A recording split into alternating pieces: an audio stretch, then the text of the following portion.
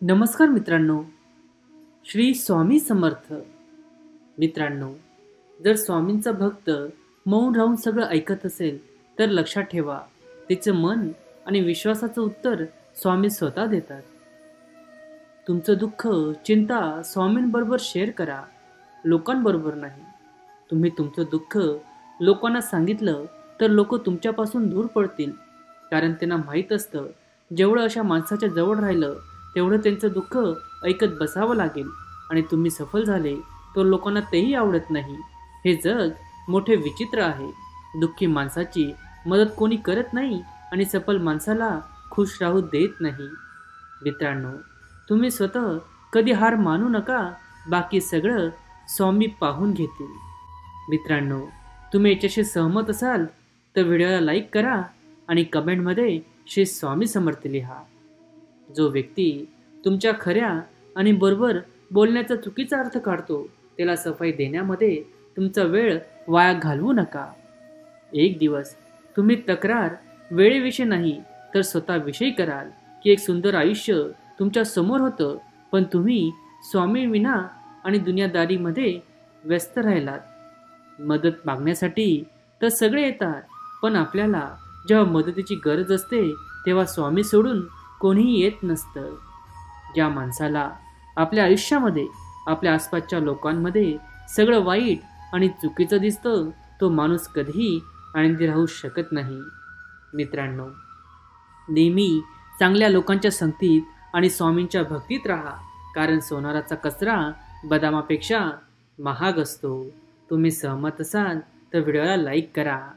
जोपर्यंत तुम्ही समोरच्या व्यक्तीने तुम्हाला इज्जत द्यावी याची अपेक्षा करत राहाल तोपर्यंत तुमचा अपमान होत राहील, आणि जोपर्यंत तुम्हाला वाटणार नाही की लोकांनी तुमची कदर करावी तोपर्यंत कोणीही तुमची कदर करणार नाही.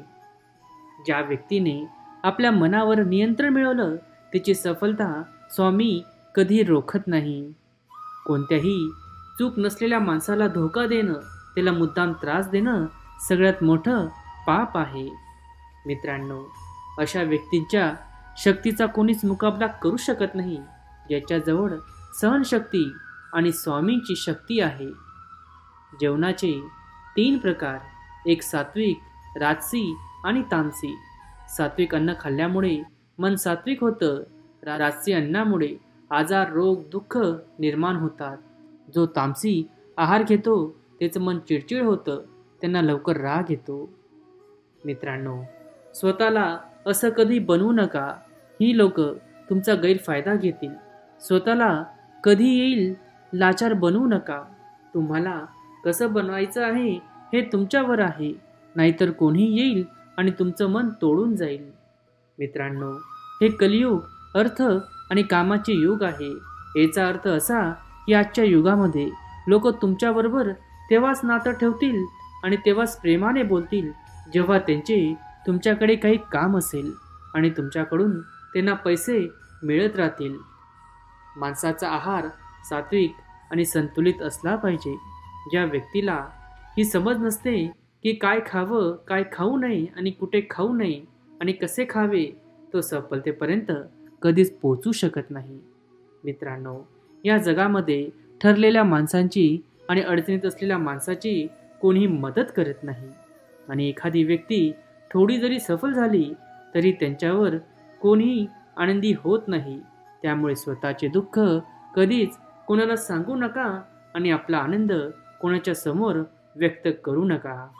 माणसाने दुष्कर्म सोडून नेहमी सत्कर्म करत राहिली पाहिजे. आयुष्य जगताना मौन राहणे आवश्यक आहे, पण वेळ जेव्हा मर्यादेची येते तेव्हा हातात शस्त्र घेणे गरजेचे आहे. बुद्धी तर प्रत्येकाजवळ असते, परंतु चालाकी करायची की इमानदारीने जगायचं हे संस्कारांवर अवलंबून असतं. तुटलेल्या गोष्टी मनाला जास्त दुःख देतात, जसं की भरोसा, मन, झोप आणि दुसऱ्यांकडून केलेल्या अपेक्षा. चांगले कर्म करा आणि विसरून जा. वेळ आल्यानंतर त्याचं फळ नक्कीच मिळतं. आपले लोक तेच असतात ज्यांना आपल्या दुःखाची जाणीव असते, नाहीतर विचारपूस तर रस्त्यावरून जाणारे येणारे लोक सुद्धा करतात. कोणतीही इच्छा पूर्ण झाली नाही तर क्रोध वाढतो, पूर्ण झाली तर लोभ वाढतो. त्यामुळे आयुष्यामध्ये प्रत्येक परिस्थितीमध्ये धैर्य श्रेष्ठ आहे. जेव्हा तुम्ही दुसऱ्यांसाठी चांगल्या गोष्टींचा विचार करतात तेव्हा त्याच गोष्टी तुमच्या आयुष्यात येतात. हा निसर्गाचा नियम आहे. ब्लेडची धार खूप जास्त असते पण ते झाड कापू शकत नाही. कुऱ्हाड खूप मजबूत असतं पण केस कापू शकत नाही. त्याप्रमाणे प्रत्येक माणूस त्यांच्या गुणांनुसार श्रेष्ठ असतो. म्हणून स्वतःची तुलना कधीही दुसऱ्यांबरोबर करू नका. मेहनतीचं फळ आणि अडचणीचे उत्तर उशिरा का होईना पण मिळतं नक्कीच. लढण्याची ताकद प्रत्येकाजवळ असते पण कोणाला जिंकणं आवडतं तर कोणाला नाते निभावणं. मृत्यू आणि हसणं हे दोन शक्तिशाली उपकरणं आहेत. मृत्यू सगळ्या समस्या संपवण्याचा मार्ग आहे तर हसणं सगळ्या समस्यांपासून वाचवण्याचा मार्ग आहे. मन दुःखी असेल तर कधीही वाईट शब्द बोलू नका, कारण मन नंतर कधीही नीट होतं पण एकदा बोललेले शब्द परत माघारी घेता येत नाही. मित्रांनो, बोलणारा माणूस विचार न करता काही बोलून जातो, पण कधी हा विचार केला का की ऐकणाऱ्याच्या मनाला काय त्रास होत असेल. अहंकारामुळे बऱ्याच वेळा नाती तुटतात. प्रत्येक वेळी माणसाला केलेल्या चुका हे कारण नसतं. हृदयापासून जे दिलं जातं ते हाताने देऊ शकत नाही आणि जे मौन राहून बोलता येतं ते शब्दांनी देखील बोलता येत नाही. मित्रांनो, जे लोक तुमच्या भावनेचा विचार करत नाही त्यांच्यापासून दूर राहणं चांगलं असतं. प्रत्येक जवळच्या माणसाला आपल्या मनातली गोष्ट सांगू नका, कारण आज जो बरोबर आहे तो उद्या तुमच्या विरोधामध्ये जाऊ शकतो. मित्रांनो, चुपचाप प्रत्येक गोष्ट सहन करत राहिले तर लोकांच्या नजरेत तुमच्यापेक्षा चांगलं कोणीही नाही आणि थोडं बोलले तर तुमच्यापेक्षा वाईटही कोणीही नाही. मित्रांनो, सांभाळून ठेवलेली वस्तू आणि लक्ष देऊन ऐकलेल्या गोष्टी कधीही उपयोगी पडतात. मित्रांनो, जीवनात पुढे जायचं असेल तर बहिरे व्हा, कारण जास्तीत जास्त लोकांचे बोलणे मनोबल कमी करणारं असतं. मित्रांनो, तुमचे दुःख चिंता स्वामींबरोबर शेअर करा, लोकांबरोबर नाही.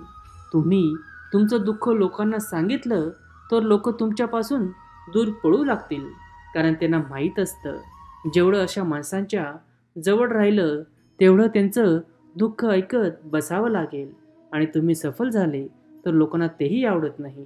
हे जग मोठं विचित्र आहे. दुःखी माणसाची मदत कोणी करत नाही आणि सफल माणसाला खुश कोणी राहू देत नाही.